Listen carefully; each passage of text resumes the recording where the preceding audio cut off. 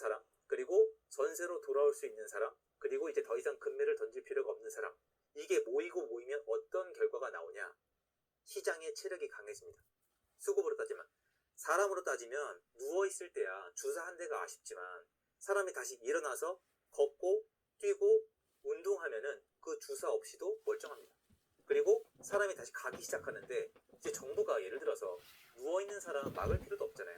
살려주냐 마냐의 문제인데 지금은 뭐냐면 사람이 체력을 찾았으니까 이 사람이 길을 가는데 막아 세워도 밀고 가는 겁니다. 이제 안 통한다고요. 제가 뭐라 말씀드렸냐면 이런 식으로 정부가 마음대로 시장을 컨트롤하는 건 반드시 한계가 온다. 계속 할 수 있는 게 아니다.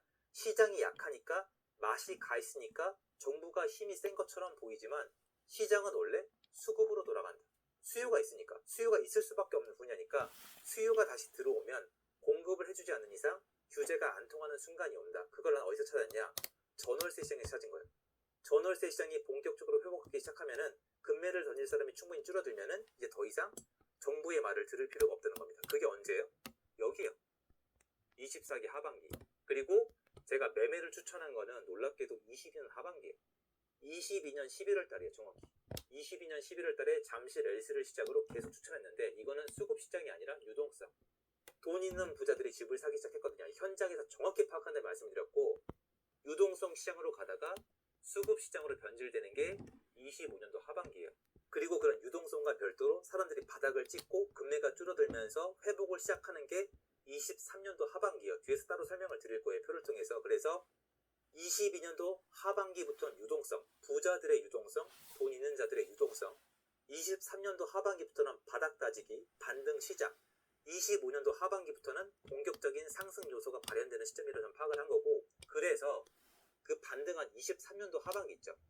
23년 하반기부터는 정부 대책이 잘 안 먹혔어요. 예전처럼 점점 약해졌어요. 저는 현장을 포함해서 다 파악을 하고 말씀을 드린 거고 어떻게 진행이 됐었냐면 23년 하반기 요때 꺾이죠. 이때 또 아주 좋은 기회고 24년 하반기 요때 또 좋은 기회고 왜 이렇게 말씀드렸냐면 보시면 규제했죠. 쭉 꺾이다가 다시 올라가잖아요. 꽤 오래 걸리죠. 이땐 꺾였다가 금방 올라가죠.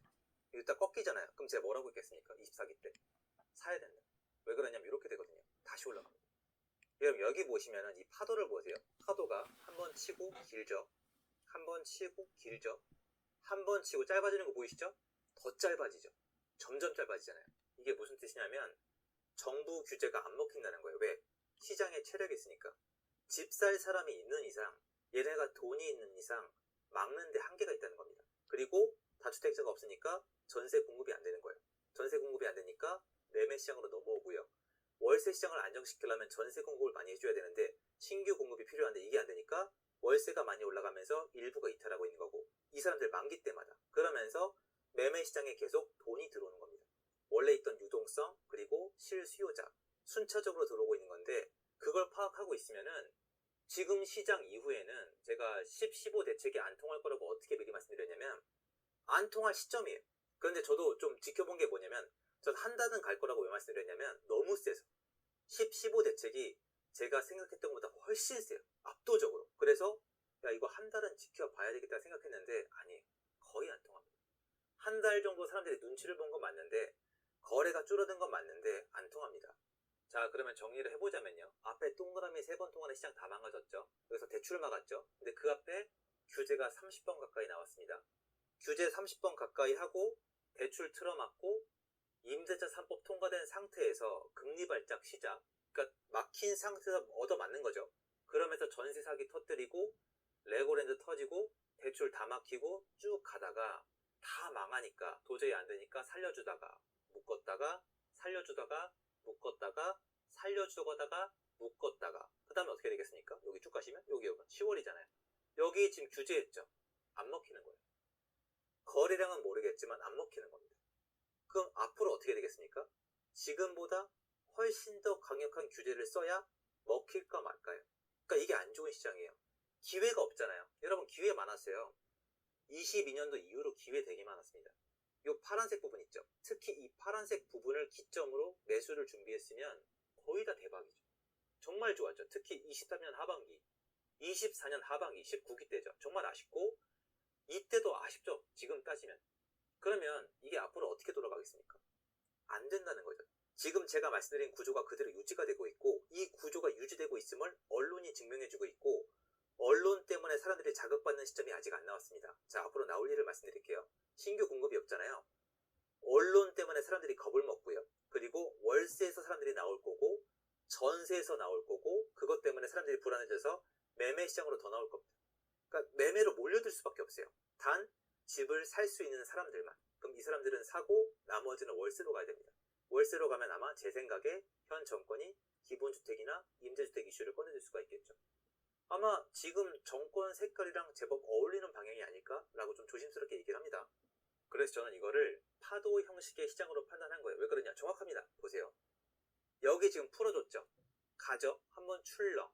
가다가 막죠. 출렁. 출렁. 출렁인데 이게 단순한 게 아닌 게 원래 이렇게 거래량이 는다고 가격이 안 올라가요, 여러분. 근데 지금 시장은 뭐냐면 거래만 늘면 가격이 올라가요. 여러분 추적해 보세요. 거래가 줄면 금매가 나오고 거래가 늘면 가격이 다시 올라갑니다. 그러면 보세요. 거래가 줄 때 금매가 나와야 돼요. 전 그것까지 파악한 거예요. 제가 뒤에 보시면은 누가 팔고 누가 사고 다 파악해 놨거든요. 그러면 지금처럼 거래가 줄 때 규제가 먹혔을 때 금매가 늘어야 되는데 어떻게 되고 있죠? 금매가 줄고 있죠. 이래서 투자자가 필요하다는 거예요. 그래서 여태까지 정부가 재미를 봤던, 제 생각에는 컨트롤을 했던 그 기간이 지나면서 이제는 역풍을 맞을 때가 온 겁니다. 아마 정부도 알고 있을 겁니다. 파도예요, 파도. 출렁, 출렁, 출렁이에요. 근데 이 파도의 간격이 좁아지고 있고 파도의 높이가 올라가고 있어요. 정말 무서운 시장이죠. 파도의 시장이에요. 그래서 제가 이걸 계속 추적을 해봤거든요, 여러분. 보세요. 이거 금방 넘어갈게요. 30개월 전이에요. 금방 넘어가죠. 30개월 전에 그 아파트가 진짜 다 팔렸다. 그러니까 되게 어려웠죠. 23년 하반기잖아요. 서울 집값 이제 오르나. 당첨되면 최대 2억. 좀 좋은 기사가 나왔죠. 파도 형식이에요. 27개월 전에 이어지는 상승 추세. 서울 집값 오름폭 커졌다. 하강 국면 탈출했다. 계속해서 23개월이에요. 2차 하락장. 무늬만 급매물이다. 2억 내려도 안 팔린다. 보이시죠? 왔다 갔다 한다. 왔다 갔다. 그런데 이게 뒤에 갈수록 왔다 갔다가 아니에요. 20개월 전이에요. 거래 꽁꽁, 오피스텔 월세는 꽁충, 아파트 값은 반등. 여보 다시 집값 오르나봐. 서울 아파트 반등, 하락세 끝났다. 그죠? 17개월 전이에요. 서울 아파트 값 13주 연속 상승. 아파트 값 대반전. 강남 3구 고가단지 집값 상승 기대 커져. 15개월 전이에요. 공급대책에도 올라간다. 88 공급대책 후속 입법 신속 추진. 근데 이게 안 통했다는 겁니다. 머리 끝까지 오른 강남 3구 마용성 꺾였다. 노동으로 몰린 거래량. 그러니까 쭉 가면은 노동으로 갑니다. 자, 12개월 전, 1년 전이에요. 반환점 돈 윤정부 규제 풀고 주택 공급 총력전 적절한 처방. 대출 규제에 서울 아파트값 숨 고르기, 강남 서초는 철옹석. 그래도 숨 고르기 얘기가 나오죠. 집값 팍팍 오른 서울 강남 아파트 보유세 20에서 40% 오른다. 9개월 전이에요. 절반 이상이 상승 거래. 잠실 국병 30억 돌파. 마용성 현장 점검. 현장 점검은 뭐예요? 너무 많이 오른다는 거죠. 6개월 전이에요. 왜 이렇게 빨리 오르나? 주택 공급은 줄어든다. 집값 더 뛴다. 서울 집값 더 오른다. 3개월 전이에요. 서울 전세 매물 3개월세 8% 감소. 많이 준 겁니다. 역시 마용성은 다르네. 서울 8개구 아파트값 더 올라. 서울 집값 상승률 3주째 1% 아래로. 성동, 송파, 광진, 강세. 오르긴 오른다는 거죠. 현재예요. 가격 안 내려간다. 다시 강남으로 간다. 하남으로 밀려간다. 올라간다는 거잖아요. 지금 보시면은 예전에는 그래도 왔다 갔다 했어요. 올라간다, 내려간다, 올라간다 주춤하다 했는데 지금 좀만 더 되면 1년 정도 동안은 계속 올라간다예요. 무슨 말이냐? 언론을 기준으로 봐도 이 파도가 맞아요. 파도가 오르락 내리락인데 이게 점점 폭이 좁아지고 있고 파도가 거세지고 있는 거예요. 이 언론 통해서도 확인돼요. 데이터, 언론, 현장, 매도인, 매수인, 임대인, 임차인 전부 다 파악했습니다. 이게 맞아요. 그럼 앞으로 시장은 뭐냐? 무서운 시장이 한번 거쳐가야 돼요. 확 올라가는 무서운 시장이 한번 오고 나서야 좀 숨을 고르는 시장이 올 수가 있습니다. 뭐냐면 살 사람이 다 사야 돼요. 사람들이 선택을 다 하고 나서 약간 잔잔한 시장이 올 수가 있는 거지. 지금 이대로 가면요 결국 대형 파도가 올 수밖에 없는 겁니다. 그래서 그거를 말씀드리고 싶은 거고. 자, 그리고 시장의 변화 그리고 분석을 하자면은 자, 여러분 이건 저랑 같이 보셨던 거죠. 여기 초록색 막대기 있죠? 이 선? 여기는 그 당시에 제가 그린 겁니다. 22년도에 여러분 다들 너무 힘드시고 저도 힘들어서 한번 그려봤고 전세가가 매매가를 견인하는 형태로 그려놨었고요. 지금 실제로는 이렇게 되고 있습니다. 약간 정도의 차이가 있죠. 매매가가 먼저 올라가고 있는 겁니다. 왜냐면은 사실 뭐 정부의 규제도 미리 알 수는 없지만 어쨌건 간에 맞출 수 없는 부분이긴 하지만 아무튼 매매가랑 전세가가 같이 올라가고 있는 부분은 맞습니다. 그래서 결론적으로 지금 이런 모습이에요. 이런 모습이고 여기 지금 붙은 거 보이시죠? 매매가랑 전세가 이때부터 같이 붙은 겁니다. 그리고 지금 이게 전국 매매가 붙어서 올라갔다가 붙어서 내려갔잖아요. 그러면 뭔가 전국적으로 영향을 미친 게 있겠죠. 이게 뭐죠? 임대차 3법이에요. 임대차 3법이에요, 여러분. 임대차 3법. 임대차 3법 통과되고 매매 전세 같이 올라갔다가 같이 꺾였다가 다시 올라가죠. 임대차 3법 통과된 다음에 전국 같이 올랐다가 꺾였다가 쭉 가잖아요. 그럼 어떻게 되겠습니까? 전 나중에 같이 올라가는 구간이 올 거라고 보고 있습니다. 왜? 임대차 3법 전세 시장의 변화는 결국엔 다시 돌아오니까. 전세 시장, 전국의 전세 시장이에요. 임대차 3법 같이 올랐다가 같이 내려갔죠. 여기도 마찬가지 순차적으로 제가 이것 때문에 전국 전세 시장의 순차적인 회복을 말씀드린 거고 이 추가적인 설명은 뒤에 나옵니다. 매매 전세 전국 다 합치면 이렇습니다. 따로 놀던 시장이 같이 움직이죠. 임대차 3법이 통과된 다음에 같이 올랐다가 금리 발작으로 같이 내려갔다가 지금 각자 길을 가고 있는데 요때 이 비슷한 전세난, 전세 시장의 문제가 터지면 다시 한번 다 같이 움직이는 시장이 올 거라고 저는 판단하고 있는 겁니다. 그리고 그 시장의 시작은 25년 8월로 전 파악을 했었고 지금도 마찬가지입니다. 25년 하반기부터 이 시장이 시작이 됐고 시간이 지나가면서 전국적으로 순차적으로 이런 식으로 올라가면서 같이 올라가는 형태의 그래프가 나올 거라고 판단하고 있습니다.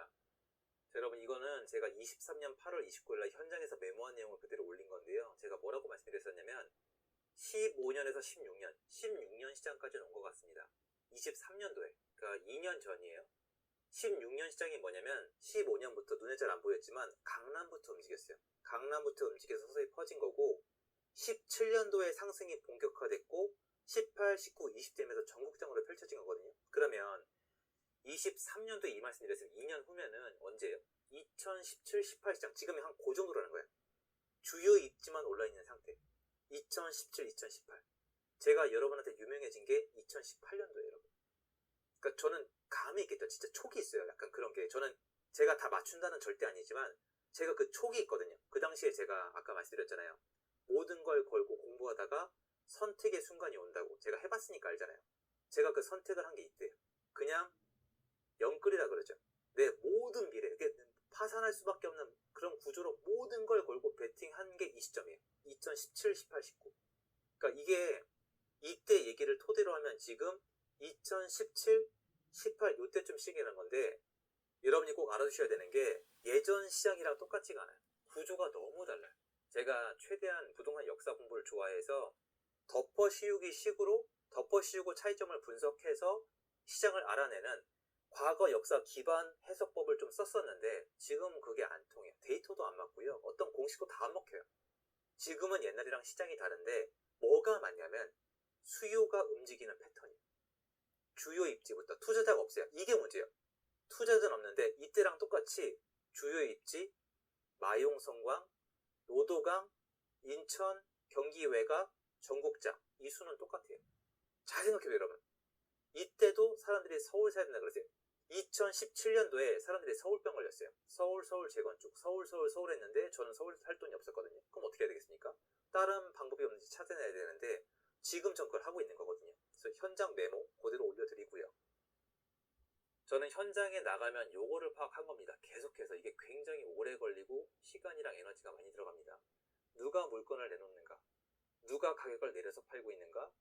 가격을 내려서 파는 이유가 무엇인가? 누가 전월세를 내놓는가? 누가 가격을 내려서 전월세를 놓는가? 가격을 내려서 놓는 이유는 무엇인가?